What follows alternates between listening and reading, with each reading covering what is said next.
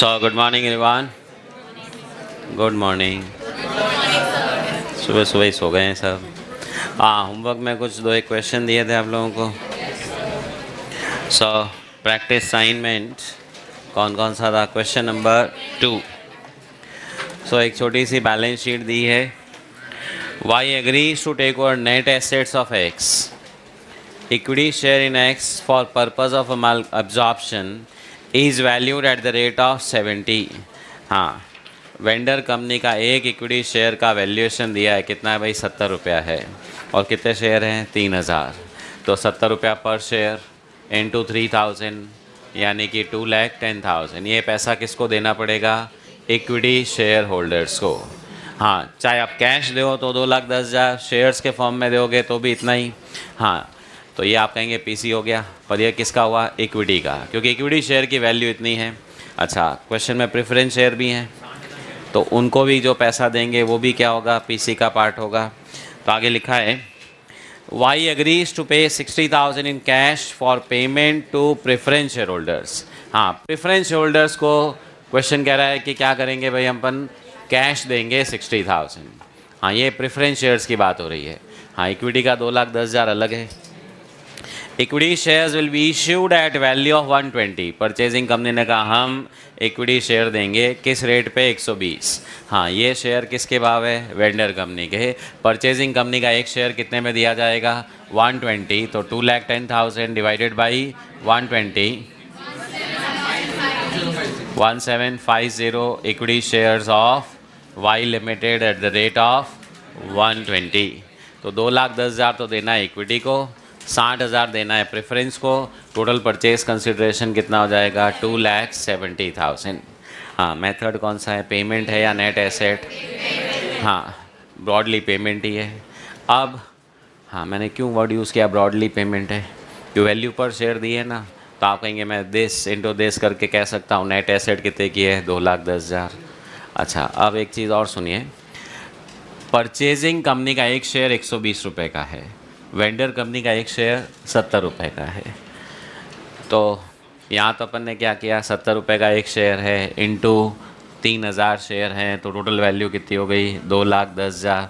अब 2,10,000 अगर है तो कितने शेयर देने पड़ेंगे? आपने कहा डिवाइड बाई 120 करके निकाल लो, 1,750 शेयर। यानी कि वेंडर कंपनी के 3,000 शेयर के बदले परचेजिंग कंपनी के 1,750 शेयर ही मिलेंगे। तो आप कहीं शेयर कम मिल रहे हैं तो कोई प्रॉब्लम थोड़ी है। वहाँ एक शेयर 70 का है, ये एक शेयर 120 का है। अब एक आपको सबसे इजी तरीका बताता हूँ, एक्सचेंज रेशियो क्या हुआ।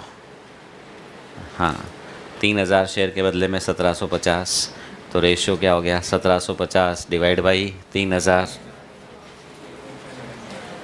यही हुआ रेशियो। ठीक है भाई, कि 3,000 के बदले में 1,750, तो रेशियो आप कहने को ये भी कह सकते हो 30 शेयर के बदले में 17.5 शेयर देने हैं, 3 के बदले में 1.75 देना है। और सबसे इजी तरीका रेशियो निकालने का बताता हूँ। ये जो रेट आई इसको रिवर्स कर दो। 70 शेयर के बदले में, मतलब सॉरी, वेंडर कंपनी के 120 शेयर के बदले में परचेजिंग कंपनी के 70 शेयर।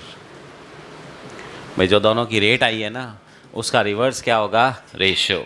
तो वेंडर कंपनी का एक शेयर 70 का है, परचेजिंग कंपनी का 120 का है।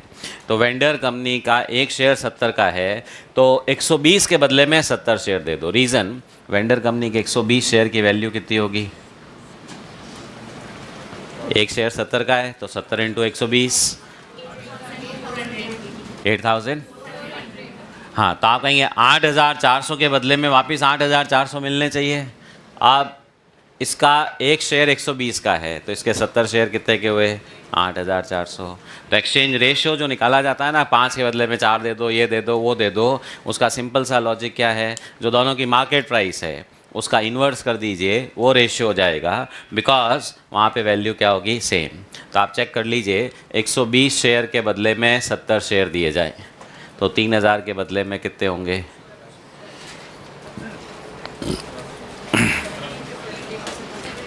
आप यही करोगे, 3,000 इंटू 70, ठीक है। अच्छा, 3,000 इंटू 70, यही किया है भाई। 2,10,000, फिर 2,10,000 को क्या किया है, डिवाइड बाई 120, घूम फिर के वही चीज़ है भाई। कभी कभी होता है ना कि एक्सचेंज रेशियो क्या है, तो सिंपल दोनों की जो मार्केट प्राइस है उसका रिवर्स क्या हो जाएगा, एक्सचेंज रेशियो। भाई आपकी चीज़ 100 रुपये की, उसकी 200 की है, तो एक्सचेंज रेशियो क्या होगा, आपके 2 के बदले में उसका 1 शेयर, तो रिवर्स कर दिया, 200:100। चलिए नेक्स्ट कौन सा था, थर्ड क्वेश्चन। हाँ, थर्ड क्वेश्चन वैसा ही था जो कल अपन ने किया था।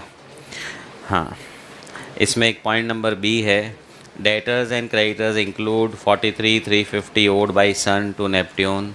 इसका कोई यूज़ नहीं है परचेज कंसिडरेशन की कैलकुलेशन में। ठीक है, ये बात की बात है। ठीक है, nothing to do with PC. हाँ, फिर पॉइंट नंबर 1, 60,000 इक्विटी शेयर्स को तो प्रॉफिट्स के रेशियो में बांटना है, तो एवरेज प्रॉफिट अपने को निकालना पड़ेगा, और डिबेंचर देने हैं ताकि इनकम मिल जाए कितनी, 8% रिटर्न ऑन कैपिटल एम्प्लॉयड। हाँ जी, तो बता दीजिए क्या क्या कंपनियों के नाम है, सन एंड नेपट्यून। हाँ, डिबेंचर कितनी वैल्यू के देने हैं भाई, अमाउंट ही चाहिए। चलिए आप ऐसा छोड़िए ना, नेट एसेट्स बताइए कितने की आई, और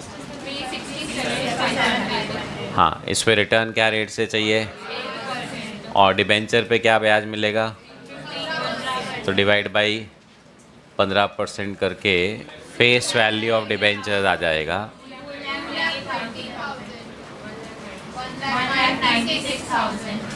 और उसके अलावा इक्विटी शेयर्स देने, हाँ कितने वैल्यू के,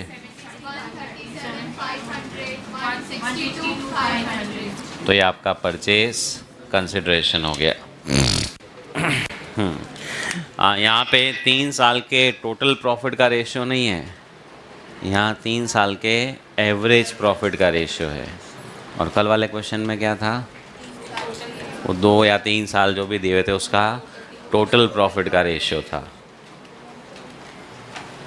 कितने लोगों ने टोटल के रेशियो में कर दिया, किसी ने नहीं किया, होमवर्क नहीं किया क्या, सही किया है।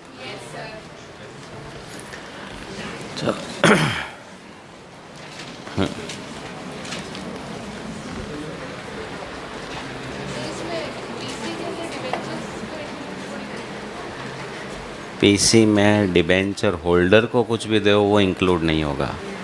शेयर होल्डर को आप चाहे इक्विटी शेयर दो, चाहे प्रेफरेंस शेयर दो, चाहे डिबेंचर दो, और कल मैंने कहा था धक्का भी दो, तो भी पीसी में आएगा। ठीक है, पेमेंट करना किसको है, शेयर होल्डर को। फॉर्म कुछ भी हो सकता है, और दूसरे लोगों को आप कुछ भी दे दो, शेयर होल्डर्स के अलावा डिबेंचर होल्डर्स को, क्रेडिटर्स को कुछ भी दे दीजिए, वो पीसी में इंक्लूड नहीं होगा।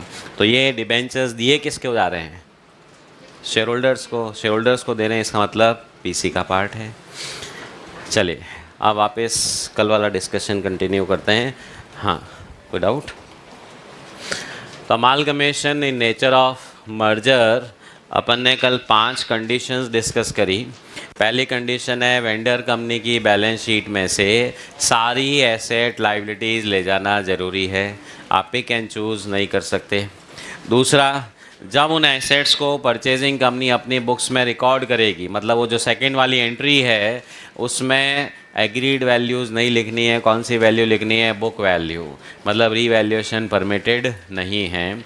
और तीसरा, वेंडर कंपनी के जो इक्विटी शेयर होल्डर्स हैं, हाँ ध्यान दीजिएगा, थर्ड में सिर्फ इक्विटी शेयर होल्डर के लिए रेस्ट्रिक्शन है, प्रेफरेंस शेयर होल्डर भी पीसी का पार्ट है, उनको आप कुछ भी दे सकते हो, पर इक्विटी शेयर होल्डर्स को क्या करना है, परचेजिंग कंपनी का कौन सा शेयर होल्डर बनाना है, इक्विटी शेयर होल्डर, और उन लोगों को पेमेंट में सिर्फ और सिर्फ इक्विटी शेयर्स देना है, कैश देना अलाउड नहीं है। क्यों, कैश देने का मतलब तो क्या हुआ, उनसे आपने उनका बिज़नेस खरीद लिया, और जब शेयर देते हो तो आपने बिज़नेस ख़रीदा नहीं, उनको उसी रेशियो में क्या कर दिया, पार्टनर बनाया। भाई शेयर होल्डर बनाने का मतलब क्या हुआ, पार्टनर बने, तो ऑटोमेटिकली उसी रेशियो में पार्टनर बनाओगे जिस रेशियो में वो पैसा लेकर के आए। कल मैंने एग्जांपल दिया था एक मिस्टर ए मिस्टर बी, तो अगर मान लीजिए वो मिस्टर ए और बी जो अलग अलग बिजनेस कर रहे हैं, इसकी बुक्स में 200 की एसेट्स है, इसकी बुक्स में 100 की एसेट्स है। आप मान लीजिए ए का बिज़नेस बी ने ख़रीदा, अपन कहते हैं ख़रीदा, तो उस केस में बी ने 100 लाख कैश दिया, ए को घर बेच दिया, तो आप क्या कहोगे? ए ने अपना बिज़नेस बेच दिया है, बी ने ख़रीद लिया है। पर बी ने ए का बिज़नेस टेक ओवर किया और उसको पार्टनर बना दिया अपनी फर्म में। तो पार्टनर बनाया तो समझिएगा वो admission of a new partner जैसा होता है ना। तो आप कहेंगे बी पहले 100% मालिक था, अब इसकी फर्म में बी खुद तो 200 रहेगा, ए का भी नाम आएगा कितना 100, और एसेट कितनी हो जाएगी 300। तो अब बी की ओनरशिप 2/3 हो गई, ए की ओनरशिप 1/3 हो गई। आप कहेंगे बी की 100% ओनरशिप तो कम हो गई ना। अरे कम कुछ नहीं हुई है। पहले अगर ये बिज़नेस बंद करता तो कितना पैसा मिलता? 200। आज बिज़नेस बंद करेंगे, टोटल पैसे कितने आएंगे? 300। 300 का 2/3 किसको मिलेगा? बी को। 1/3 किसको मिलेगा? ए को। तो किसी का भी बिज़नेस ना तो बिका है ना ख़रीदा है। दो बिजनेसेस जो अलग अलग चल रहे थे वो अपन ने क्या कर दिए हैं? मर्ज कर दिए हैं। इसको हम कहते हैं, इनको पूल कर दिया है। कहते हैं ना पूलिंग करो, इकट्ठा करो। ओके, तो हमने पूल कर दिया है इस तरह से कि किसी का भी ओनरशिप चेंज नहीं हुआ। हाँ, पर क्या यहाँ तो दो ही जने हैं। कंपनी में तो हो सकता है कुछ लोग मना कर दे कि हमको तो नई फर्म में शेयर होल्डर नहीं बनना, तो इसलिए 10% तक का इंस्टीट्यूट ने लीवरेज दे रखा है कि आप 10% तक ओनरशिप चेंज कर सकते हो। मतलब मान लीजिए यहाँ के जो शेयर होल्डर हैं उन्होंने कहा नहीं, 5% वालों ने मना कर दिया कि हम तो तैयार नहीं हैं, तो यहाँ पे फिर कितने शेयर दोगे? 95।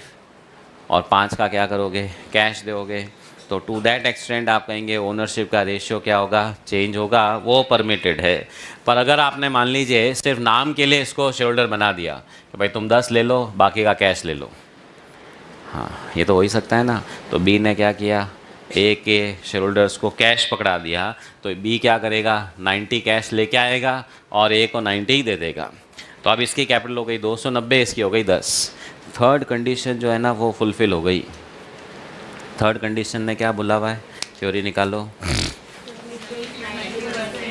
Share holders holding 90% of equity capital, उनको शेयर होल्डर बनाओ। आपने कहा हमने सबको बनाया है। कैसे? सबको एक एक शेयर पकड़ा दिए और बाकी का क्या कर दिया? कैश। भाई मान लीजिए वेंडर कंपनी के एक शेयर की वैल्यू 70 रुपये है, ठीक है। आपने कहा ओके 10 शेयर कितने के हुए? 700 के। परचेजिंग कंपनी का एक शेयर 200 का है, तो 10 के बदले में एक शेयर दिया और साथ में 500 रुपया कैश दे दिया। तो हर शेयर होल्डर को शेयर होल्डर तो बना दिया, पर ओनरशिप उनको क्या की है? कम कर दी है। तो फोर्थ कंडीशन वायलेट हुई कि पेमेंट सिर्फ किस में होना चाहिए? शेयर्स में। आपने शेयर्स के साथ अगर कैश मर्ज कर दिया तो वो मर्जर नहीं क्या हो जाएगा? परचेज है ना। इतनी मेरे को बहुत सारी दिख रही है।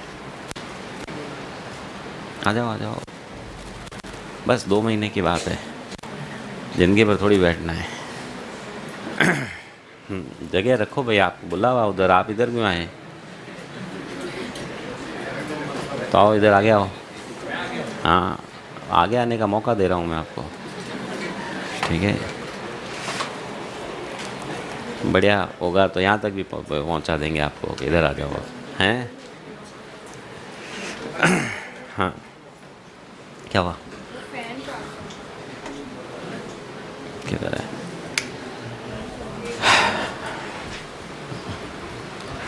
हाँ, तो अब ये और लास्ट कंडीशन मैंने आपको कहा था सिर्फ दिखाने के लिए, एक business intended to be carried on. अब ये ऐसा क्यों किया गया? हाँ, तो आज एक वापस से एग्जांपल लेते हैं। मान लीजिए ए लिमिटेड वेंडर कंपनी, और अभी इसकी बैलेंस शीट, हाँ जी, यू हैव वेरियस असेट्स, हमें नाम नहीं लिख रहा हूँ, सपोज 50 लाख की है। There liabilities of 10 lakhs, share capital 10 lakhs, reserve surplus 20 lakhs। Okay, अब एग्रीड वैल्यूज़, पीसी तो किससे कैलकुलेट होगा? Agreed values. एंट्री आप मर्जर ओन चाहे परचेज ओन चाहे कुछ भी हो। क्या हुआ, कुछ गलत है क्या टोटल? अच्छा, ये लो 30, ठीक है। तो अब सपोज असेट्स की एग्रीड वैल्यू आपने कहा भाई 60 लाख है, लाइबिलिटीज़ वही 10 लाख, तो परचेज कंसिडरेशन कितना हो गया? 50 लाख। ओके, अब रिक्वायरमेंट इज सब एसेट लाइबिलिटी लेनी ज़रूरी, आपने कहा सब ले रहे हैं। हाँ, खरीदो भले ही आप एग्रीड वैल्यू पे, पर मर्जर में एंट्री किस पे करनी है? बुक वैल्यू पे। अब इसका कारण क्या है वो समझते हैं। तो एक बार अगर मैं एग्रीड वैल्यू पे एंट्री करूँ, हाँ मैं सिर्फ सेकेंड वाली एंट्री लिख रहा हूँ, पहली एंट्री कौन सी है अपनी? बिजनेस परचेज टू लिक्विडेटर, वो कितना है? 50 lakh purchase consideration. Second entry आप कहेंगे एसेट्स डेबिट, हाँ कल तो अपन ने बात की थी जितने पे ख़रीदा, टू लाइबिलिटीज़ कितना? 10, टू बिजनेस परचेज कितना? 50, ओके। और थर्ड एंट्री, अच्छा यहाँ पे एसेट्स में किसका क्या वैल्यू अपन ने लिखा नहीं, थोड़ा एक काम करता हूँ, वो इंक्रीज़ तो करना पड़ेगा नहीं तो वो गुडविल वाली फीलिंग नहीं आएगी। चलिए लिखता हूँ भाई, land 10 lakh, building 10 lakhs, stock 5 lakh, debtors 20 lakhs, कितना हो गया भाई? 45, कैश 5 लाख, हो गया 50 लाख। ठीक है, अब थोड़ा एग्रीड वैल्यूज़ पर आते हैं। हाँ जी, लैंड 15 लाख की है, बिल्डिंग 8 लाख की है, स्टॉक 6 लाख का है, डेटर्स 15 लाख के हैं, कैश 5 लाख है, गुडविल 3 लाख ले लेता हूँ, कितनी आई भाई? 52, लाइबिलिटीज़ में 10 है ही, कितना बचा? 42, ओके। 40 है ना, थोड़ा और चेंज करता हूँ मैं, थोड़ा कम करना है मेरे को वैल्यूज़। लैंड सेम 10 लाख कर देता हूँ,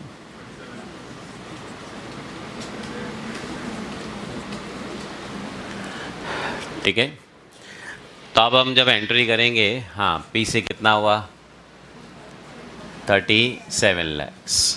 सेकेंड एंट्री, हाँ एग्रीड वैल्यू वाला सिस्टम, आप कहेंगे लैंड कितने में ख़रीदी? 10 लैक्स, बिल्डिंग कितने में ख़रीदी? 8 लैक्स, स्टॉक कितने में ख़रीदा? 6 लैक्स, डेटर्स कितने में ख़रीदे? 15 lakhs, cash and cash equivalents 5 lakh, goodwill 3 lakh, to liabilities 10 lakhs, to business purchase 37 lakhs, हाँ एंट्री मैच हो गई। और उसके बाद liquidator debit to equity share capital securities premium वगैरह जो भी आना है वो आ जाएगा। अब हाँ, ये जो एंट्री कल मैंने बताई थी आज फिर से लिखी है, हाँ ये मैंने कौन सी वैल्यूज़ लिखी? Agreed values. This is what we do when amalgamation is in nature of purchase. मतलब पहले अपन ने परचेज वाला सिस्टम ही समझा, अब मर्जर में क्या फर्जीवाड़ा है वो समझिए। नहीं फर्जीवाड़ा ही तो है, ख़रीदा अलग वैल्यू पे, लिखा किसी और वैल्यू पर, मतलब इंस्टीट्यूट सिखाती है भाई, हाँ और ऑफिशियल है AS 14 परमिट्स। अब AS के कहने से क्या होगा? ठीक है, तो देखिए अमालगमेशन में लॉ की रिक्वायरमेंट है, आप पूरी अमालगमेशन की स्कीम बना करके कोर्ट में जाओगे, कोर्ट उस पर ठप्पा लगाएगा अप्रूव्ड, उस ठप्पे में ये सब भी लिख देते हैं कि हम ख़रीदेंगे तो इतने पे, लिखेंगे इतने पे, और उस पर कोर्ट की सील लगवा देते हैं, मतलब लीगली भी क्या हो गया? अप्रूव्ड। तो इसलिए वो कोई प्रॉब्लम नहीं है। अब मर्जर में हम यही एंट्री करेंगे, लैंड डेबिट, बुक वैल्यू कितनी थी? 10 लैक्स, बिल्डिंग कितनी है? 10 लैक्स, स्टॉक कितना है? 5 लाख, डेटर्स कितना है? 20 लैक्स, कैश कितना है? गुडविल कितनी है? बुक्स में कितनी है भाई? बुक्स में 0 है ना, तो बस जो बुक्स में है वही वैल्यू लिखनी है, 0। टू लाइबिलिटीज़ कितनी है? 10, टू बिजनेस परचेज 37, वो तो वही है ना, पैसे तो 37 देने पड़ेंगे, कि उसमें कोई चेंज हो सकता है? बता दो भाई, अगर मर्जर के हिसाब से अमालगमेशन हो, पेमेंट चेंज हो सकता है क्या? कि नहीं इतने ही पैसे मिलेंगे, पैसे तो उतने ही देने पड़ेंगे। बस ये सिर्फ एंट्री में ही अपन कर सकते हैं। देखिए अकाउंटेंट के पास और कुछ है ही नहीं, ये तो है नहीं कि हमारे पास तलवार है आ जाओ आप कहेंगे एंट्री में निपटा देंगे, ठीक है। तो अंडरस्टैंड, अब हमने एंट्री में ये क्या, देखो तो फ़र्क आ रहा है क्या, क्रेडिट आ रहा है, कितना आ रहा है, 3 लाख का क्रेडिट बैलेंस आ रहा है। तो आप कहेंगे ओके, अभी कल अपन ने बात करी थी, यहाँ पे तो गुडविल वैल्यू पता है, वही वैल्यू आ रही है। कल को ये गुडविल की वैल्यू पता नहीं और ये दे दे 37 देना है, आपने कहा हमने जोड़ बाकी लगाई 37 नहीं 34 आ रहा है, तो 3 लाख क्या हो गया गुडविल। हाँ, इधर बैलेंसिंग फिगर आए तो गुडविल, नीचे बैलेंसिंग फिगर आए तो कैपिटल रिजर्व। अब मर्जर में वो कहते हैं इधर अगर बैलेंसिंग फिगर आया या इधर बैलेंसिंग फिगर आया, जो आएगा उसको सुनना ध्यान से, अगर क्रेडिट आता है it goes to free reserves, जबकि परचेज में it goes to capital reserve, here it goes to goodwill, here it will be free reserves again. मतलब गुडविल कैपिटल रिजर्व के बजाय फ्री रिजर्व्स। अब सिंपल सा, कैपिटल रिजर्व अच्छा कि free reserve अच्छा? फ्री रिजर्व अच्छा, ऑब्वियसली हाथों हाथ अवेलेबल फॉर डिविडेंड। तो हर कंपनी क्या चाहेगी, कैपिटल रिजर्व के बजाय फ्री रिजर्व आए। आप कहेंगे लेकिन गुडविल भी तो अच्छा ही है। गुडविल अपने को एक बार अच्छा लगता है। अब इसकी प्रॉब्लम सुनो भाई, गुडविल आ गया बुक्स में, आप कहीं देखो कितना बढ़िया लग रहा है, बैलेंस शीट में गुडविल है, तो बैलेंस शीट में होने से कोई गुडविल नहीं होती। पिछले चैप्टर में समझ लिया अपन ने, कई सारे क्वेश्चन में थी, आपने कहा देखते ही निपटाओ। अब गुडविल यहाँ पे तो आप कहेंगे एक्चुअल में ना, फिर क्या प्रॉब्लम है, AS 26 says goodwill intangible asset है, परचेज वाली आ सकती है। आप कहेंगे डेफिनेटली परचेज वाली है। देखिए, amalgamation in nature of purchase ये मानता है कि हमने बिज़नेस खरीदा, और जब बिज़नेस खरीदते हो तो गुडविल का इशू आता है। मर्जर में कहता हमने ख़रीदा ही नहीं है, बस अपना ही बिज़नेस था, पहले अलग अलग कर रहे थे, अब एक दुकान में आ गए हैं, ठीक है। पहले ओनरशिप अलग अलग थी, अब कंबाइन कर ली है। किसी ने भी किसी का कुछ बिज़नेस ख़रीदा नहीं, बेचा नहीं, तो जब ख़रीदा नहीं है, बेचा नहीं है, तो वैल्यू क्यों चेंज करूं, क्यों गुडविल कैपिटल रिजर्व रेस करूं? तो दिस लॉजिक से ये एंट्रीज क्रिएट की गई। अब समझिए, गुडविल आती है, आपको अच्छा लगा कि हाँ गुडविल आई है, AS 14 कहता है अच्छा गुडविल आई है, बढ़िया है, इसको अगले 3 से 5 साल में राइट ऑफ करनी पड़ेगी। तो अभी अपने को अच्छी लग रही है 3 लाख रुपए, ये अगले 3 से 5 साल के पीरियड में आएगी, तो अगले 3 से 5 साल का प्रॉफिट क्या करेगी, कम करेगी, तो क्या फ़ायदा। तो दैट इज़ वाई गुडविल भी कोई अच्छी नहीं है। हाँ, free reserve is definitely good, क्योंकि हाथों हाथ काम आता है। और अभी तो अपने पास एक टेक्नोलॉजी और है इस फ्री रिजर्व को बढ़ाने की, है जी, अभी बताऊंगा कैसे फ्री रिजर्व को और मैनिपुलेट किया जा सकता है, और वही किया जाता है, ठीक है। तो अंडरस्टैंड, अब क्योंकि ये डिफरेंस फ्री रिजर्व में जाता है एज़ पर AS 14, इसीलिए इतने सारे कानून कायदे लगा रखे हैं कि बुक वैल्यू लिखना ज़रूरी है। रीज़न, अगर मैं एग्रीड वैल्यू लिखूं, सपोज लैंड की बुक वैल्यू 10 लाख है और एग्रीड वैल्यू 20 लाख हो, तो अगर मैं यहाँ 20 लाख लिखूँगा तो बैलेंसिंग फिगर फ्री रिजर्व बढ़ जाएगा, मतलब घोटाला हो जाएगा बहुत बड़ा, कि ज़मीन वैसे रीवैल्यू करूँ तो कहाँ जाता है, रीवैल्यूएशन रिजर्व, या अमालगमेशन की आड़ में आप इसको कहाँ टिका दोगे, फ्री रिजर्व। तो इसलिए AS ने रेस्ट्रिक्शन लगा रखा है कि जब आप एसेट लायबिलिटी लिखोगे वैल्यू चेंज नहीं कर सकते। नहीं तो क्या हो सकता है, जान करके वैल्यू बढ़ा के लिख दी और बैलेंसिंग फिगर कहाँ डाल दिया, फ्री रिजर्व। फ्री रिजर्व बोल के शेयर होल्डर्स में क्या कर दिया, डिविडेंड बांट दिया, और पीछे क्रेडिटर इंतज़ार करते रह गए। तो therefore in order to avoid this, company ने लॉ ने AS 14 ने रेस्ट्रिक्शन लगा रखा है दैट एंट्री किस पे होगी, बुक वैल्यू पे। आपने कहा लेकिन एक्चुअल वैल्यू 20 है, मेरे को 20 दिखानी है, कोई बात नहीं, AS 14 से निपटो एक बार, 10 लाख पे लिखो, उसके बाद AS 10 पे आ जाओ। अब 10 को 20 करना है, AS 10 कहता है करो, पर उसमें 10 से 20 करोगे तो 10 लाख का प्रॉफिट कहाँ जाएगा, रीवैल्यूएशन रिजर्व में। हाँ, परचेज़ में ये रेस्ट्रिक्शन नहीं है, आप किस पे लिख सकते हो, अग्रीड वैल्यू पे, क्योंकि यहाँ पे अगर फ़ायदा हुआ तो वो फ्री रिजर्व में नहीं जाएगा, कहाँ जाएगा, कैपिटल रिजर्व। और वो कैपिटल रिजर्व कौन सा वाला होगा, नॉट रियलाइज्ड इन कैश, इसके मतलब कोई काम का नहीं है। ओके, तो that is the difference between the entry for merger and purchase. हाँ, अब हर कंपनी रियल लाइफ में कोशिश करती है कि मर्जर हो, ताकि क्या हो, फ्री रिज़र्व मिले। अब मैं आपको एक टेक्निक और बता देता हूँ फ्री रिज़र्व को और कैसे बढ़ाया जाता है। हाँ, third entry, liquidator debit 37, to equity share capital suppose 10 और सिक्योरिटीज़ प्रीमियम 27 है। क्लियर? मतलब शेयर्स किस पे इशू किए गए? प्रीमियम पे। 10 रुपये का शेयर मान लेते हैं 37 में इशू किया हुआ है, तो 10 rupees goes to capital, 27 rupees goes to premium. अब मर्जर में इसमें भी घोटाला किया जा सकता है और घोटाला यहाँ पे भी हो सकता है, इसका भी मना नहीं है। हम परचेज कंसिडरेशन को ही चेंज कर देते हैं। सुनना आप ध्यान से।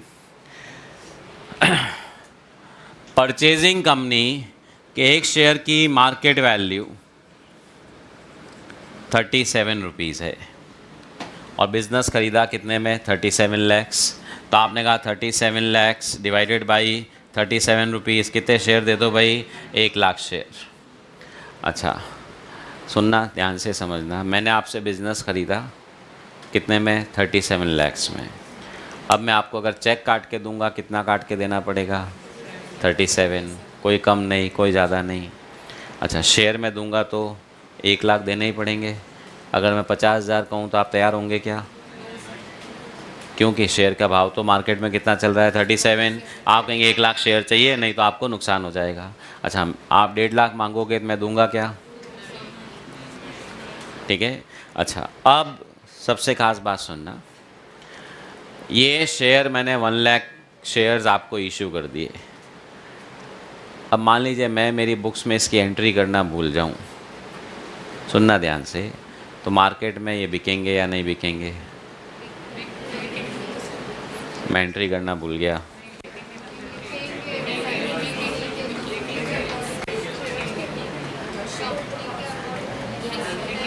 भाई आप कोई चीज़ ख़रीद के लाए, परचेज में लिखना भूल गए, तो बेच सकते हो कि नहीं बेच सकते हो? बेच तो सकते ही हो, बाज़ार में तो बिकेगा ही, उसमें तो कोई रेस्ट्रिक्शन नहीं। कितने में बिकेगा? 37 में। ठीक है। अच्छा, आप भी एंट्री करोगे शेयर्स मिलने की? कौन सी? Investment account debit. हाँ, यहाँ टू बैंक नहीं होगा। आप कहेंगे क्या होगा इसमें? शेयर होल्डर की बुक्स में ए के शेयर थे, उसके बदले में बी के शेयर आ गए। याद है इन्वेस्टमेंट वाला चैप्टर, कन्वर्जन, डिबेंचर शेयर में कन्वर्ट हुए। तो यहाँ पे क्या होगा? इन्वेस्टमेंट ए लिमिटेड वाला debit to investment B limited वाला। चलिए, अब गलती से आपने उसको 37 की जगह 47 लिख दिया, तो बाज़ार में कितने में बिकेगा? और 370 में लिख दो तो 10 रुपये में लिख दो तो बाज़ार में तो वही भाव होगा। आपकी बुक्स में क्या एंट्री हुई उससे कोई लेना देना नहीं है। जैसे अपन ने इन्वेस्टमेंट वाले चैप्टर में किया था, बोनस शेयर मिलते थे, अपन एंट्री नहीं करते हैं उसकी, खाली नंबर ऑफ़ शेयर्स में लिख देते थे। तो एक तरह से ज़ीरो पे एंट्री करते थे। बिकते भी ज़ीरो पे ही थे, बिकते तो एक ही भाव पे थे, चाहे वो बोनस वाले हैं चाहे पुराने वाले हैं। तो अंडरस्टैंड, मार्केट में आपने शेयर क्या भाव पे लिखा, क्या भाव पे दिया, उससे कोई लेना देना नहीं है। मार्केट में तो मार्केट प्राइस पे बिकेगा। अब क्या फर्जीवाड़ा किया जा सकता है? ये कंपनी जो शेयर इश्यू कर रही है कहेगी 1 लाख शेयर है ऑफ, कौन सा वाला? 10 each, issued at a premium of 27 eight the rate of 37। हाँ, शेयर की रियल वैल्यू कितनी है? 37। परचेजिंग कंपनी का ये काम करो, इसकी एंट्री 37 पे नहीं करके 10 रुपीज़ पे कर दो। मतलब ये प्रीमियम क्या दिखाना बुक्स में, सुनना ध्यान से इसका फ़ायदा। तो हम ये परचेज कंसिडरेशन 37 के बजाय 10 लाख ही लिखेंगे। देखिए, 10 लाख कैश नहीं दे रहा हूँ, बार्टर ट्रेड में फर्जीवाड़ा पूरा किया जा सकता है। क्यों? जब तक कैश इन्वॉल्व नहीं है, कैश बैंक आते ही तो टू बैंक कितना लिखना पड़ेगा? 37। अब शेयर ही देने हैं, मैं उसकी 10 लाख पे करूँ एंट्री, 37 पे करूँ, शेयर होल्डर को कोई लेना देना है क्या? शेयर होल्डर को किससे मतलब है? 1 लाख शेयर आने चाहिए। आप उसकी एंट्री करो नहीं करो, ज़्यादा पे करो कम पे करो, उससे बाज़ार के भाव में कोई चेंज नहीं होता। जब बाज़ार के भाव में चेंज होता तो मैं 370 पे करवा दूँ। अगर मेरी एंट्री करने से ही मार्केट प्राइस चेंज होती हो तो कंपनी कहेगी रुको 370, 3700, ठीक है, आपकी मर्जी हो जितने पे कर दें। तो अंडरस्टैंड, अब ये एंट्री 10 लाख पे करी, मतलब हमने शेयर दिया उसको 37 की रेट पे है, पर एंट्री किस पे करेंगे? 10 पे। आप कहें ऐसे कैसे हो सकता है? हो ही रहा है ना। बिल्डिंग खरीदी किसी भाव पे है, लिख कौन से भाव पे रहे? Book value. वैसे आप कहेंगे शेयर दे भले कोई भी भाव पे रहे हैं, एंट्री किस पे करेंगे? Par value, face value. अब ऐसा क्यों किया जाता है? जैसे ही आपने ये परचेज कंसिडरेशन 37 की जगह 10 कर दिया, हाँ जी, ये 37 की जगह क्या हो जाएगा? 10। अब देखिए फ्री रिज़र्व कितने से बढ़ेगा? 27 से बढ़ जाएगा, मतलब अब वो 30 लाख रुपए आ जाएगा। अब क्या ठीक है? फ्री रिज़र्व 30 लाख आना चाहिए, या थर्ड वाली एंट्री में liquidator debit to equity share capital to securities premium. देखिए 37, 10, 27, या तो ये होगा, और अगर आपने ये 10 कर दिया तो उस केस में प्रीमियम गायब हो जाएगा और वो इनडायरेक्टली कहाँ करके ट्रांसफ़र हो गया? Free reserves. क्या बेटर है, प्रीमियम या फ्री रिजर्व? ठीक है। रियल लाइफ में हर अमालगमेशन में यही किया जाता है। शेयर इशू होता है 500 रुपये में, फेस वैल्यू 1 रुपया, 499 प्रीमियम की जगह टिकाते हैं सब फ्री रिजर्व में। इसीलिए मर्जर फेमस है। मर्जर फेमस इसलिए नहीं है, मर्जर फेमस इसलिए है कि इनडायरेक्टली प्रीमियम की जगह वो अमाउंट किधर टिका देते हैं? फ्री रिजर्व्स में। क्लियर? शेयर देना psalm of course intrinsic value पर है, पर उसकी एंट्री हम पार वैल्यू पे कर देते हैं। और ये सिर्फ मर्जर में ही नहीं, परचेज में भी किया जा सकता है। आप कहें उसमें क्या फ़ायदा होगा? अभी देख लेते हैं। हाँ, इसको अगर मैं 10 कर देता हूँ, ठीक है, हाँ जी, तो यहाँ परचेज में तो बैलेंसिंग फिगर कहाँ जाता है? Goodwill, capital reserve. अब ये 37 का 10 कर दिया, 27 कम हुआ, गुडविल गायब हो जाएगी और कैपिटल रिजर्व आएगा कितने से?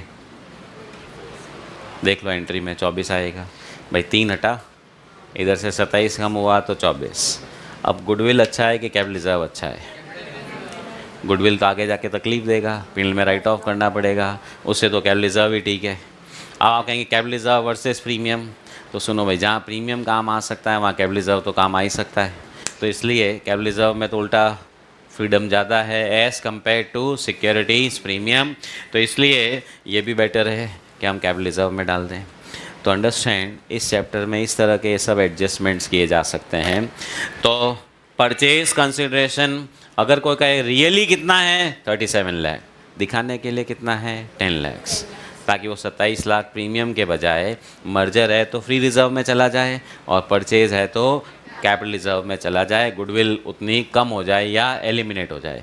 सपोज़ कहीं पे गुडविल 40 लाख की आ रही हो, ठीक है, आपने 27 लाख एडजस्ट कर दिया तो गुडविल क्या हो जाएगी? कम हो जाएगी। तो अपने साथ अगले सालों के पीरियड में क्या होगा? राइट ऑफ कम आएगा। तो that is an added advantage. फिर रियल लाइफ में तो क्या होता है, गुडविल कई बार बहुत ज़्यादा होती है, तो अब वो प्रीमियम और गुडविल अगर मैं दोनों लिख दूँ, मान लीजिए इधर गुडविल अगली एंट्री में प्रीमियम, क्या गुडविल को प्रीमियम से राइट ऑफ कर सकते हो?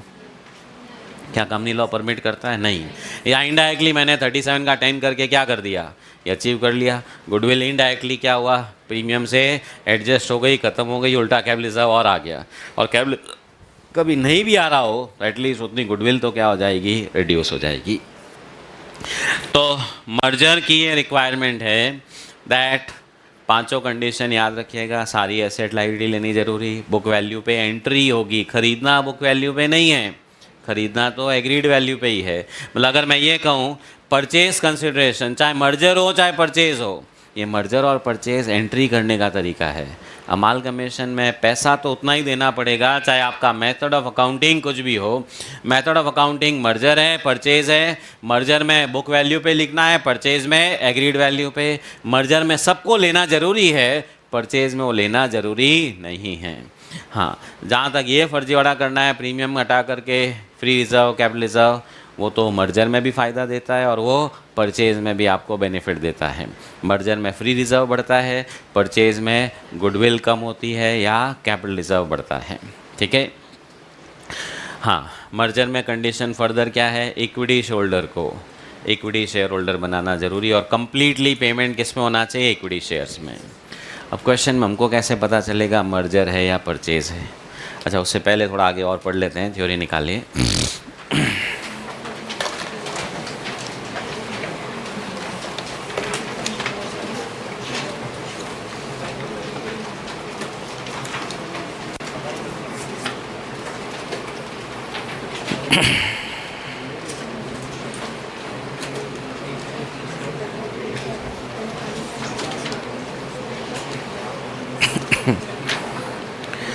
हाँ जी, so amalgamation in nature of merger, 5 conditions पढ़ी। अगला page, amalgamation in nature of purchase.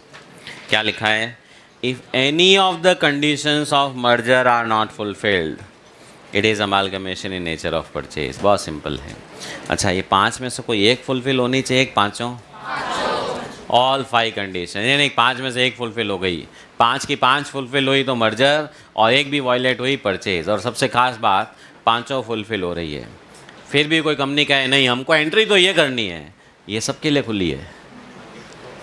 ठीक है, ये एंट्री तो मर्जर वाला भी कर सकता है, ठीक है, पर ये वाली एंट्री के लिए मर्जर की 5 कंडीशन फुलफ़िल होनी ज़रूरी है। फुलफ़िल नहीं हुई तो चॉइस नहीं है, यही करना पड़ेगा। मतलब जिनकी 5 कंडीशन फुलफ़िल हो रही है उसके लिए चॉइस है, ये मेथड पे जाए या ये मेथड पे जाए। हाँ, ये डिफरेंस आप लोग पढ़ लेना टाइम हो तो, और नहीं तो मत पढ़ना। हाँ, now methods of accounting for amalgamation. AS 14 कहता है एंट्री करने के 2 तरीके हैं। पहला है पूलिंग ऑफ इंटरेस्ट मेथड, दूसरा है परचेज मेथड। ये मैंने नाम लिया था ना, पूलिंग ऑफ इंटरेस्ट। 2 अलग अलग इंटरेस्ट, 2 अलग अलग जो उनके ओनरशिप के इंटरेस्ट थे, उनको आपने क्या कर दिया है? पूल कर दिया है, मर्ज कर दिया, इकट्ठा कर दिया, इस तरह से कि कोई ये नहीं कह सकता कि मेरा बिजनेस उसने खरीद लिया, मैंने बेच दिया। तो उन्होंने बिजनेस कंबाइन किया है। तो देखिए, pooling of interest. This method is used for amalgamation in nature of merger. As per this method, क्या लिखा है? Purchasing company records. क्या लिखा है? All assets, all liabilities, as well as, हाँ भी आएंगे अपन, statutory reserves, non-free reserves, किसके? Of vendor company. तो purchasing company will record all assets, all liabilities. ये रिजर्व सरप्लस भी आ रहे हैं। हाँ, 2 नाम लिखे हुए, एक स्टैच्यूटरी रिजर्व, एक non free reserves, at book value. Underline कर दो भाई, बुक वैल्यू। फिर क्या लिखा है? Difference is adjusted in free reserves. तो अब 2 रिजर्व्स के नाम और आए, कौन से? स्टैच्यूटरी रिजर्व और नॉन फ्री रिजर्व्स। हाँ, ये भी एज इट इज़ लिखने ज़रूरी है। आप कहेंगे ये क्या होता है? तो वेंडर कंपनी की बैलेंस शीट के रिजर्व सरप्लस को एनालाइज करना पड़ेगा। 3 कैटेगरी के होते हैं। स्टैच्यूटरी रिजर्व्स, मतलब जो किसी एक्ट, स्टैट्यूट के अंडर में बनाए गए हैं। नॉन फ्री, मतलब नॉट अवेलेबल फॉर डिविडेंड। और तीसरा है फ्री रिजर्व्स। फ्री रिजर्व्स में आपका एक जनरल रिजर्व आता है, एक पीनल अकाउंट आता है। अब स्टैच्यूटरी रिजर्व्स, हाँ, इस चैप्टर के लिए अंडर इनकम टैक्स एक्ट जो भी आपने रिजर्व्स बनाए, हाँ, इनकम टैक्स में आप पढ़ेंगे आगे चल के। डिडक्शंस के कुछ सेक्शंस ऐसे हैं जो कहता है कि अगर कंपनी अपने ये प्रॉफिट का इतना अमाउंट इस रिज़र्व में डाल दे, ठीक है, और उस रिज़र्व को इतने सालों तक मेंटेन रखे, तो उस पर, उस इनकम पे टैक्स देने की ज़रूरत नहीं है। ठीक है, for example export profit reserve. तो जो एक्सपोर्ट बिजनेस में मान लो 20 लाख का प्रॉफिट हुआ, उन्होंने 5 लाख ये रिज़र्व बना दिया, तो टैक्स कितने पे लगेगा? 15 पे। हाँ, पर रिक्वायरमेंट क्या है? वो 5 लाख का रिज़र्व बैलेंस शीट में अगले 5 साल रहना चाहिए, 10 साल रहना चाहिए। तो वेंडर कंपनी में रिज़र्व पड़ा है। अब अमालगमेशन हो गया बीच में, 5 साल हुए ही नहीं, तो इनकम टैक्स लॉ में रिक्वायरमेंट है, अगर अमालगमेशन हो गया कोई बात नहीं, ये रिज़र्व जो वेंडर कंपनी में दिख रहा था, या आगे परचेजिंग कंपनी में भी दिखना चाहिए। तो आप कहीं कैसे दिखाएंगे? तो यहाँ पे मैं क्या करूँगा, ये एंट्री करते वक्त लिख दूँगा टू एक्सपोर्ट प्रॉफिट रिज़र्व, तो ऑटोमेटिकली बैलेंस शीट में दिखना शुरू हो जाएगा। फिर जब यहाँ आया तो वापस बैलेंस शीट में भी जाएगा। तो ये है स्टैच्यूटरी रिजर्व्स। कुछ एग्जांपल हैं, आगे चल के लिखा दूंगा, जो इनकम टैक्स एक्ट में मेंटेन करने ज़रूरी है। फिर आता है नॉन फ्री रिजर्व्स, जो कंपनी लॉ के हिसाब से नॉट अवेलेबल फॉर डिविडेंड। जैसे सिक्योरिटीज़ प्रीमियम हुआ, मान लीजिए यहाँ पे सिक्योरिटीज़ प्रीमियम है, रीवैल्यूएशन रिजर्व है, ये क्या है? Non free. तो अगर ये वेंडर कंपनी की बैलेंस शीट में है तो इनको भी यहाँ पे एज इट इज़ क्या करना पड़ेगा? लिखना पड़ेगा। हाँ, मैं इस प्रीमियम की बात नहीं कर रहा हूँ। ये वाला कौन सा प्रीमियम है? नए शेयर इश्यू करने वाला। ये कौन सा है? जो वेंडर कंपनी वाला बैलेंस शीट का है, तो इनको भी क्या करो, एज इट इज़ इधर लेकर के आओ, और बैलेंसिंग फिगर लास्ट में इस एंट्री का जो डिफरेंस होगा वो हम कहाँ डाल देंगे, फ्री रिजर्व। वो क्रेडिट में भी आ सकता है, डेबिट में भी आ सकता है। हाँ, कैपिटल रिजर्व क्रिएट नहीं कर सकते, गुडविल क्रिएट नहीं कर सकते। क्रिएट का मतलब नया खाता नहीं खोल सकते। आपने कहा इसके गुडविल में पहले से बैलेंस शीट में 1 लाख थी, हो सकती है क्या वेंडर कंपनी की बैलेंस शीट में गुडविल? हो सकता है उसने भी कभी कोई बिज़नेस खरीदा हो, वाली गुडविल पड़ी है, तो ये गुडविल तो बुक वैल्यू पे एज इट इज़ आएगी।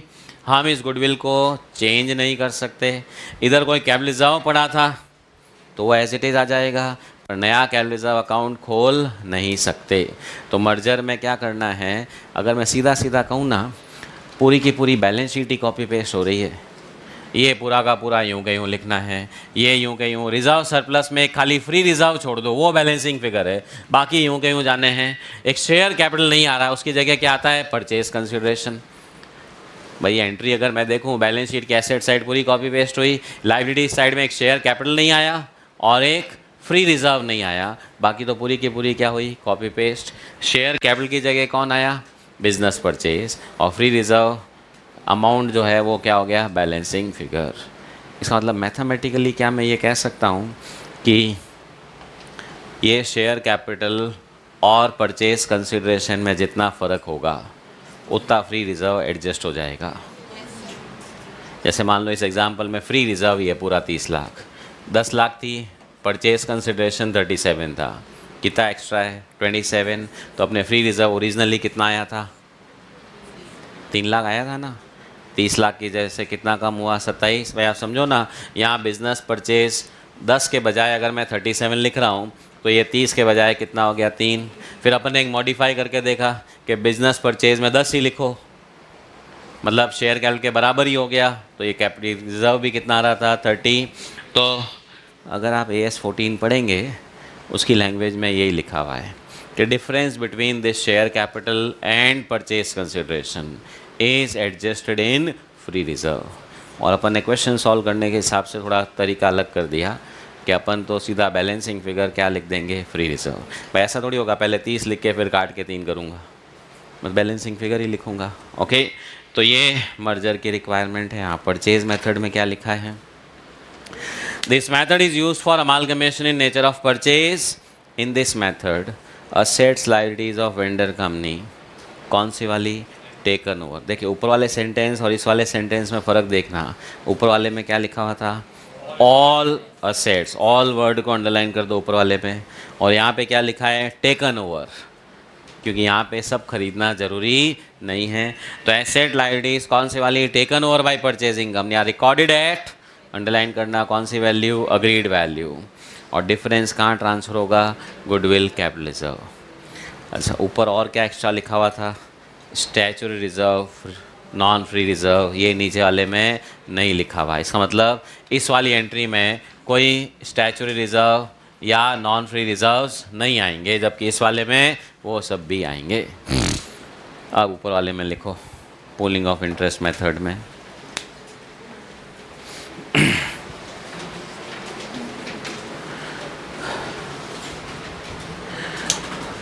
No new goodwill capital reserve account, no new goodwill capital reserve account, कोई भी नया goodwill capital reserve account, no new goodwill capital reserve account can be raised. कोई भी नया goodwill account, capital reserve account raise नहीं कर सकते। मतलब पुराना वाला था वो एज इट इज़ आ जाएगा, पर नया खाता अपनी तरफ से खोल नहीं सकते। या ये भी कह सकता हूँ बुक वैल्यू को चेंज नहीं कर सकते। ब्रैकेट में लिखिए, book value of any goodwill capital reserve, book value of any goodwill capital reserve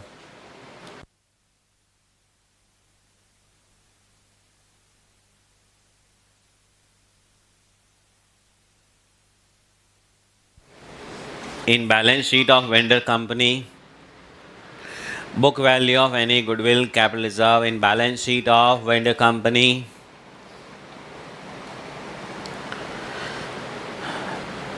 ठीक है। तो बैलेंस शीट में जो बुक वैल्यू है गुडविल की, कैपिटल रिजर्व की, वो क्या होगा, इधर एज इट इज़ आएगी, will be recorded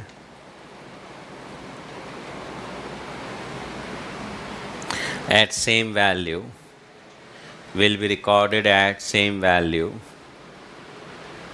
in books of purchasing company, in books of purchasing company.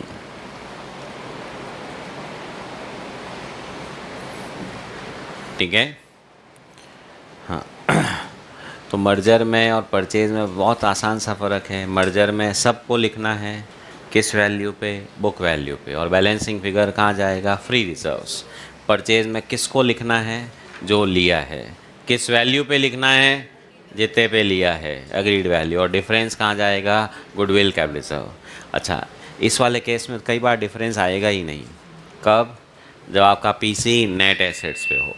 हाँ, पीसी पेमेंट मेथड पे और हमको नहीं मालूम क्या क्या कितने पे खरीदा है, तो बैलेंसिंग फिगर आ सकता है, अदरवाइज़ तो वैसे ही एंट्री मैच हो जाएगी। ठीक है। हाँ, परचेज मेथड में लिखो, परचेज मेथड में क्या हेडिंग में लिखा हुआ ही है कि सिर्फ कौन सी एसेट लाइबिलिटीज आएगी, टेकन ओवर वाली किस पे आएगी, अग्रीड वैल्यू पे, डिफरेंस कहाँ जाएगा, गुडविल, कैपिटल रिजर्व। मतलब यहाँ पे कोई भी रिजर्व सरप्लस नहीं आएगा। सो लिखिए, none of the reserves surplus of vendor company, none of the reserves and surplus of vendor company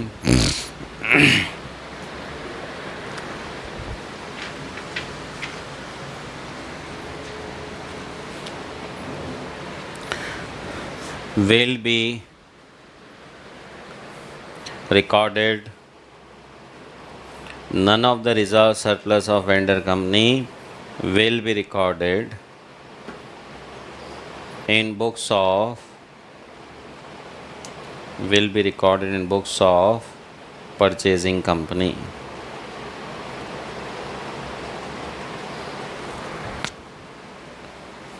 Along with assets and liabilities, along with assets and liabilities.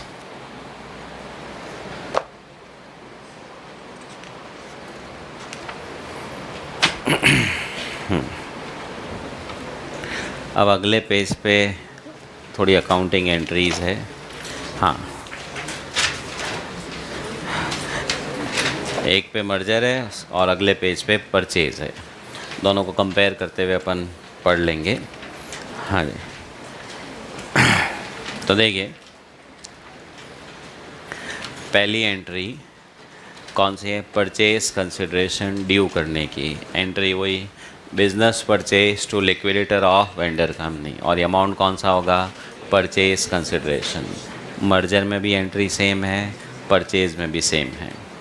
Second, the most important one, हाँ merger में ध्यान से देखिए, all assets debit, कौन सी value, book value. फिर to all liabilities कौन सी value, book value. To business purchase कौन सा अमाउंट, परचेज कंसिडरेशन। उसके बाद स्टैचुरी रिजर्व्स लिखने हैं, नॉन फ्री रिजर्व्स लिखने हैं, किस पर, बुक वैल्यू, और डिफरेंस जो आएगा वो फ्री रिजर्व्स ऑब्लिक P&L। हाँ, क्रेडिट में तो भी फ्री रिजर्व्स P&L, और ऊपर देखिए आप डेबिट में भी free reserve P&L account debit भी किया हुआ है। हाँ, और वो अमाउंट कौन सा होगा, बैलेंसिंग फिगर। तो ये एंट्री कंप्लीट। परचेज वाले मेथड में क्या एंट्री लिखी हुई है, एसेट्स कौन सी वाली, टेकन ओवर वाली, कौन सी वैल्यू पे, अग्रीड वैल्यू। डेबिट कम आया तो गुडविल, क्रेडिट कम आया तो कैपिटल रिजर्व, और बाकी to liabilities and to business purchase है ही। तो कुल मिला के सबसे ज़्यादा फ़र्क कौन से वाली एंट्री में है, रादर फ़र्क सिर्फ कौन से वाली एंट्री में है, सेकेंड। पहली एंट्री पीसी दोनों में सेम होगा, थर्ड एंट्री भी सेम होगी। हाँ, third entry payment, liquidator debit. अब वो पेमेंट इक्विटी शेयर में भी हो सकता है। हाँ, ये पेमेंट किसको हो रहा है, पीसी में पेमेंट किस किस के आते हैं, इक्विटी शोल्डर और प्रेफरेंस शोल्डर। अच्छा, इन दोनों को क्या क्या दे सकते हो, इक्विटी शेयर दे सकते हो, प्रेफरेंस शेयर दे सकते हो, डिबेंचर दे सकते हो, बॉन्ड दे सकते हो, कैश दे सकते हो, धक्का भी दे सकते हो। ठीक है, तो जो भी दिया है उसकी एंट्री करनी है। क्लियर। हाँ, धक्के की एंट्री क्या होती है आप सोच के आना। तो liquidated debit to equity share capital to preference share capital to debentures to bonds. हाँ, फिर एक लिखा हुआ है टू सिक्योरिटीज़ प्रीमियम। हाँ, इसको लाल पीला किया हुआ है। हाँ, रीज़न ये कई बार भूल जाते हैं अपन, भले आप 11-12 से करते आ रहे हो कि शेयर प्रीमियम पे दिया तो कहाँ जाना चाहिए, सिक्योरिटीज़ प्रीमियम। इस चैप्टर में कोई भूत है, कोई श्राप लगा हुआ है, तो इसलिए आप क्या करोगे, कैपिटल में डाल दोगे, और सबसे खास बात कहने के बावजूद भी डालोगे। चैलेंज है। ठीक है, तो देखते हैं चॉकलेट किसको मिलती है। हाँ, इस बार दो ना, जो गलत करेगा वो चॉकलेट देगा। हैं जी। और जो सही करेगा उसको मिलेगा। ठीक है, हैं, सही है ना? ठीक है, तो रोज़ चॉकलेट साथ में लेके आया करो सब जने। भाई चॉकलेट में कोई एक्रूवल सिस्टम नहीं है, कैश बेसिस ऑफ अकाउंटिंग है। आता दे ले ख़त्म। ठीक है, हाँ। तो याद रखना, अगर शेयर्स प्रीमियम पे इशू हुए हैं तो जो आपने 11-12 में पढ़ा बिल्कुल सही पढ़ा, that goes to securities premium. इस चैप्टर में भी वहीं जाएगा। तो अगर 10 रुपये का शेयर 37 में इशू हुआ है तो 27 शुड गो टू प्रीमियम। हाँ, वो प्रेफरेंस शेयर भी प्रीमियम पे हो सकते हैं, डिबेंचर प्रीमियम पे हो सकते हैं। अच्छा, डिबेंचर तो डिस्काउंट पे भी हो सकते हैं। तो इस एंट्री में liquidated debit, discount on issue of debenture debit भी हो सकता है। ठीक है, हाँ, वापस परचेज मेथड में देखिए, सेम एंट्री रिपीट होएगी। हाँ, तो ये 3 एंट्रियाँ हो गई इस चैप्टर की। उसके बाद कुछ एक्स्ट्रा एंट्रीज सुनिए भाई। अब एक्स्ट्रा एंट्रीज सबसे पहली क्या है, cancellation of inter company dues. अब ये क्या होता है समझिए। हाँ, इसमें कोई डाउट्स किसी को? मर्जर परचेज एंट्री अच्छे से याद रखिएगा। मर्जर एंट्री करना बहुत आसान है। रादर मर्जर का क्वेश्चन आने का मतलब इट इज़ वेरी इजी। क्यों? कुछ नहीं, बैलेंस शीट कॉपी पेस्ट मारनी है। एसेट साइड पूरी की पूरी, लायबिलिटी साइड में 2 चीज़ें छोड़ दो। क्या? एक शेयर कैपिटल और एक फ्री रिजर्व्स। बाकी पूरा कॉपी पेस्ट मार दो।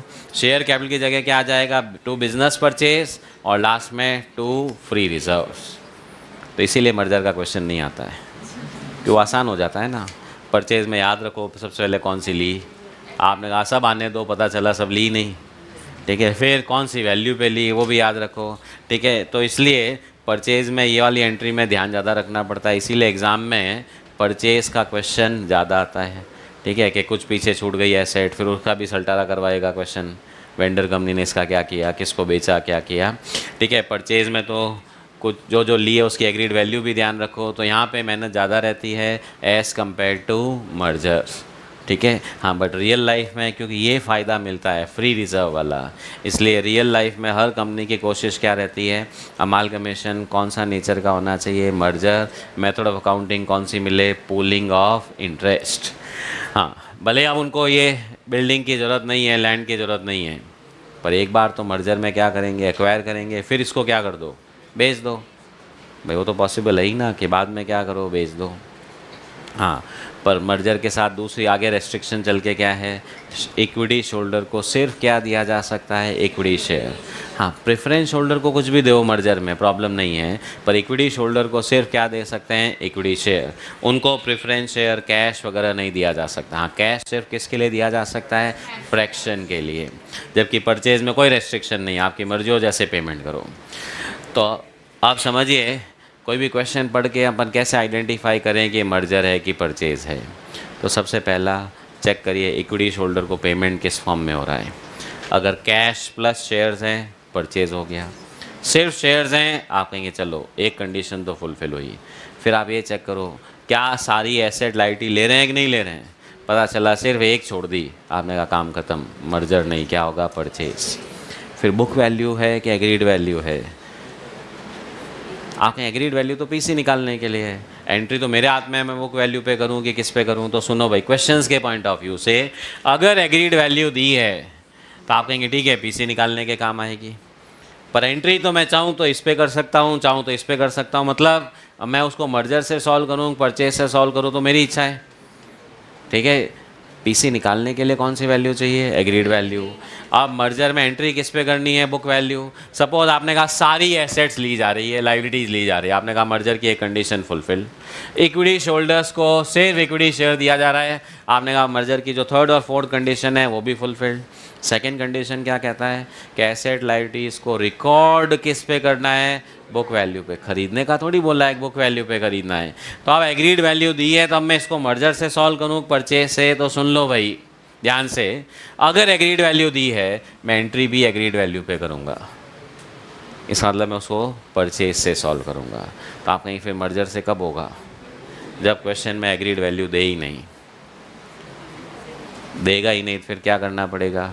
बुक वैल्यू से ही सारा कैलकुलेशन होगा। चाहे पीसी निकालना है, चाहे एंट्री करनी है, तो उस केस में फिर वो क्या हो जाएगा? मर्जर। इस मतलब क्वेश्चन में मर्जर के लिए आपको सिर्फ क्या देखना है? फर्स्ट पॉइंट, क्या सब एसेट लायबिलिटी जा रही है? सेकंड, एक की भी एग्रीड वैल्यू नहीं होनी चाहिए। और तीसरा, इक्विटी शोल्डर को 100% पेमेंट किस में होना चाहिए? इक्विटी शेयर्स में। हाँ, प्रेफरेंस को कुछ भी दो, मना नहीं है, कंफ्यूज मत हो जाना। इक्विटी के लिए रेस्ट्रिक्शन है कि मालिक तो कौन है? इक्विटी शोल्डर ही है, उनको वापस उधर मालिक बनाना जरूरी है, उसी प्रोपोर्शन में। प्रेफरेंस को आप कुछ भी दो चलेगा। तो this is how you have to identify कि क्वेश्चन मर्जर का है या परचेज का है। और मान लीजिए ये सब कंडीशन फुलफिल हो गई, उसके बाद में भी मेरी इच्छा है तो मैं ये एंट्री करूँ, मेरी इच्छा है तो ये एंट्री करूँ। हाँ, आप कहेंगे फिर अपने को करना क्या है? अपन को अगर मर्जर की कंडीशन फुलफिल हो रही है तो अपन यही करेंगे, फुलफिल नहीं हो तो ऐसे ये करना ही है, ठीक है। चलिए जी, अब आगे कुछ और एंट्रीज़ जो इस चैप्टर से कोई लेना देना नहीं है, बट एक्स्ट्रा एंट्रीज़ आप कह सकते हैं, ठीक है। हाँ, पहला है कैंसिलेशन ऑफ इंटर कंपनी ओइंग्स। अब ये क्या है समझिएगा।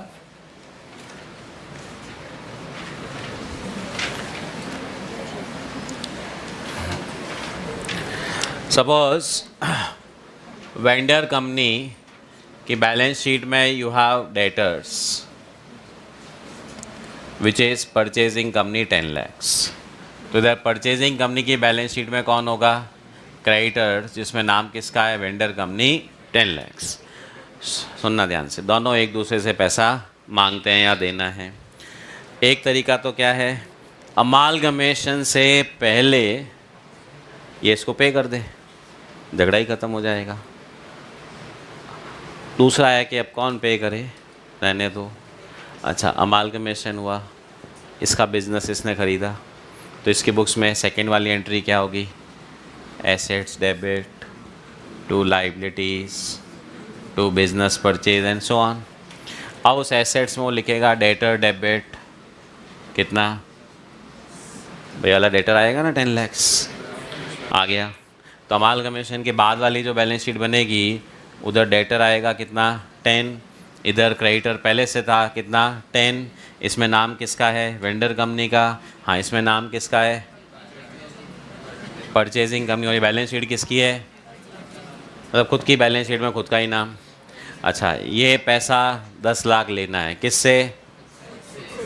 या तो एक चेक काट दो, मैं मिस्टर ए चेक काटे, मिस्टर ए के नाम से ही और खुद के ही खाते में जमा करा दे, तो पासबुक में एंट्री आएगी, डेबिट में भी और क्रेडिट में भी, कि भाई आपके खाते से पैसे निकल के वापस आपकी जेब में गए। कई बार होता है ना, जेब में से पर्स निकालते हैं, नोट काउंट करते हैं, वापस पर्स रख के अंदर डाल देते हैं। तो आपने कहा नहीं नहीं, मूवमेंट हुआ, एंट्री तो करेंगे, ठीक है। मान लो आपने 2 अकाउंट बना रखे हो, cash in purse, cash out of purse, ठीक है। तो आप सुनिए ध्यान से, आप लेना भी अपने को ही है, देना भी अपने को ही है, तो आप ना तो बैलेंस शीट में डेटर लिखने की ज़रूरत है ना क्रेडिटर। तो इन दोनों अकाउंट को क्या करना पड़ेगा? Delete, cancel. हाँ, अपने अकाउंट्स में कैंसिल करने के लिए ये नहीं एक भाई पेन उठाओ काट दो, एंट्री करो। क्या एंट्री करो? एंट्री बोलो भाई आप तो। क्रेडिटर को डेबिट करूं और डेटर को क्रेडिट कर दूं, तो अपने आप को डेटर कर दिया, अकाउंट बंद, ये अकाउंट भी बंद। अच्छा, रिवर्स हो तो इसकी बैलेंस शीट में क्रेडिटर और इसकी बैलेंस शीट में डेटर, तो ये एंट्री क्या होगी? रिवर्स। हाँ, कहीं पे कुछ भी कर दो, फाइनली डेटर अकाउंट बंद करना है तो क्रेडिट ही करना पड़ेगा, क्रेडिटर को बंद करना है तो डेबिट ही करना पड़ेगा। मतलब इस चैप्टर मुझे ये भी दिमाग नहीं लगाना है किसका डेटर है एंड किसका क्रेडिटर है। क्वेश्चन ने कहा बीज आर डेटर क्रेडिटर, आपने कहा ओके, एंट्री फिक्स है, creditor account debit to debtor. हाँ, वो क्रेडिटर भी हो सकता है, बिल्स पेबल हो सकता है, लोन हो सकता है, तो इधर बी आर हो सकता है, लोन्स एंड एडवांसेस हो सकता है, तो जो भी है वो म्यूचुअल ओइंग्स कैंसिल हो जाएगी। एंट्री ये लिखी हुई है, creditor oblique bills payable oblique loan to debtor oblique B R oblique advances. Purchase वाले में भी देख लो सेम है। उसके बाद नेक्स्ट एंट्री है payment to debenture holders creditors of vendor company taken over. कल भी एक पॉइंट आया था कि डिबेंचर होल्डर्स को लिया, अब परचेजिंग कंपनी लेगी तो उसको पेमेंट करेगी, तो आप कहेंगे उसका हमको क्या लेना देना है। कई बार क्वेश्चन कहेगा ये भी काम करके आप ही जाओ, अदरवाइज़ तो क्या हो सकता है during the course of the time payment होता जाएगा। मतलब सेकेंड एंट्री में मैंने यहाँ लिख दिया टू क्रेडिटर, अब बाद में पेमेंट तो करना ही है, तो आपने कहा बाद में पेमेंट होगा तो एंट्री हो जाएगी creditor account debit to bank. Question कहेगा ये एंट्री भी आप ही करो, क्वेश्चन कहेगा तो एंट्री तो करनी ही पड़ेगी। और कई बार कह देगा नहीं क्रेडिटर को हमने बैंक नहीं इक्विटी शेयर दे दिए, प्रेफरेंस शेयर दे दिए, डिबेंचर दे दिए, देने को तो कुछ भी दे सकता है। हाँ, ये भी किस पे दे दिए, प्रीमियम पे दे दिए, डिस्काउंट पे दे दिए, तो वाली एंट्री कर देंगे creditor account debit, discount account debit to equity share capital, preference share capital, debenture, bank, premium जो भी है। हाँ, अब ये क्रेडिटर के लिए भी बोल सकता है, डिबेंचर्स के लिए भी बोल सकता है, तो वापस से डिबेंचर्स डेबिट टू दिस, तो यानी एंट्री हो जाएगी। क्या है भाई एंट्री, डिबेंचर्स ऑब्लिक क्रेडिटर्स, किसके, वेंडर कंपनी वाले, कौन से वाले जो हमने लिए हैं, टू, हाँ डिस्काउंट अगर है तो डिस्काउंट डेबिट हो गया, to new debentures, to equity oblique preference share, to premium, to bank. हाँ, ज़रूरी नहीं है क्वेश्चन में वही हो, है तो ये एंट्री करनी पड़ेगी, मर्जर में भी मिल सकती है और परचेज में भी, ठीक है। हाँ, उसके बाद पॉइंट नंबर 6, हाँ ये थोड़ा इंटरेस्टिंग पॉइंट है, वेंडर कंपनी का क्या होना है, लिक्विडेशन। अब जब वाइंडिंग अप होगा तो गवर्नमेंट में कुछ ना कुछ पैसे देने पड़ते हैं, भाई गवर्नमेंट का सिस्टम फिक्स है, कंपनी बनाओ तो भी फीस पे करो, बंद करो तो ये नहीं पहले वाले वापस ले जाओ, ये तो और फीस पे करो। भाई अपने भी होता है ना, बर्थ रजिस्ट्रेशन भी होता है, डेथ रजिस्ट्रेशन भी होता है, तो ये नहीं एक बर्थ के टाइम की कॉशन मनी वापस मिलती है, ये स्कूल में होता था ना भाई। यहाँ वो सिस्टम नहीं है, यहाँ दोनों रजिस्ट्रेशन में पैसे लगते हैं। तो अब वेंडर कंपनी का डिसोल्यूशन होना है और मान लीजिए इसका लिक्विडेशन का 5,000 का खर्चा है, सुनना ध्यान से, या तो ये पेमेंट वेंडर कंपनी करेगी या आपके अमालगमेशन के एग्रीमेंट में लिखा है ये खर्चे भी परचेजिंग कंपनी को देने पड़ेंगे, हम नहीं देंगे। भाई आप बिज़नेस खरीद रहे हो, हमारा बंद करने का खर्चा भी आपको देना पड़ेगा, परचेजिंग कंपनी कहेगी ओके दे देंगे। अब परचेजिंग कंपनी ने 5,000 पे किया तो परचेजिंग कंपनी करेगी टू बैंक, कितना, 5,000। अब आप कहेंगे डेबिट किसको करें, सुनो ध्यान से, तो आप कहेंगे एक्सपेंस अकाउंट डेबिट कर दो, फिर वो P&L में चला जाएगा, नो, क्योंकि ये अमालगमेशन के टाइम पे खर्चा हुआ है। सुनना ध्यान से, अगर ये मर्जर है तो हम फ्री रिजर्व्स को डेबिट कर देंगे, और अगर ये परचेज है तो हम गुडविल कैपिटल रिजर्व को डेबिट कर देंगे।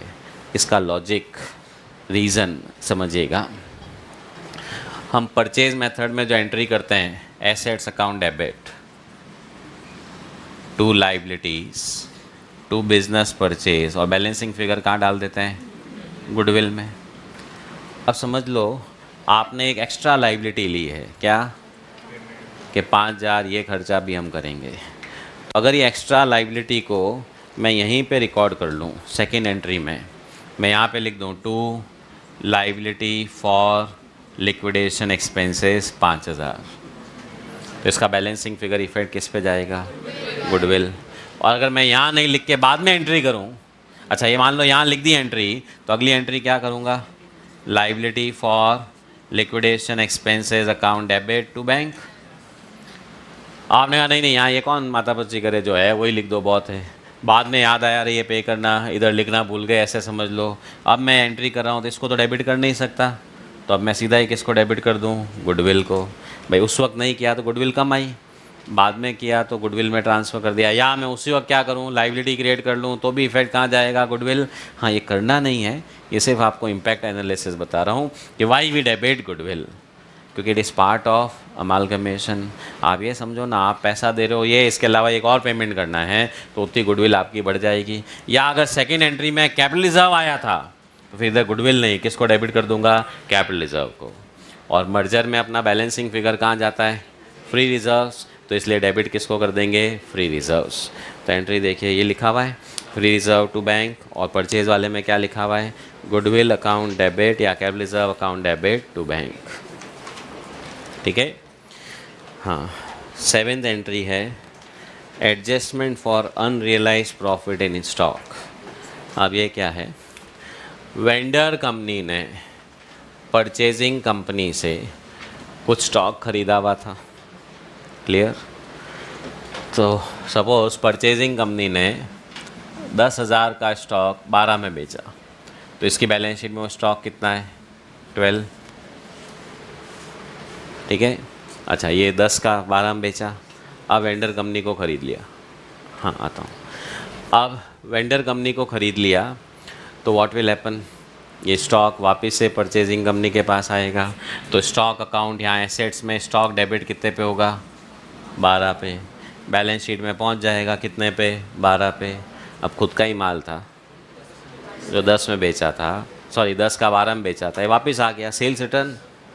तो क्या ये 2 का प्रॉफिट रहा अब, तो ये प्रॉफिट क्या करना पड़ेगा, एलिमिनेट।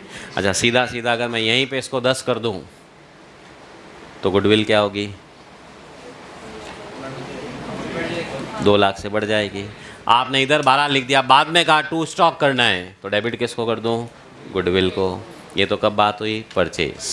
मर्जर में अगर मैं यहीं पे स्टॉक को अगर कम करके लिखता, बैलेंसिंग फिगर क्या होता, फ्री रिजर्व्स। बाद में कर रहा हूँ तो किसको डेबिट करूँगा, फ्री रिजर्व्स। तो entry free reserve to stock merger में, और परचेज में क्या है, goodwill account debit to stock.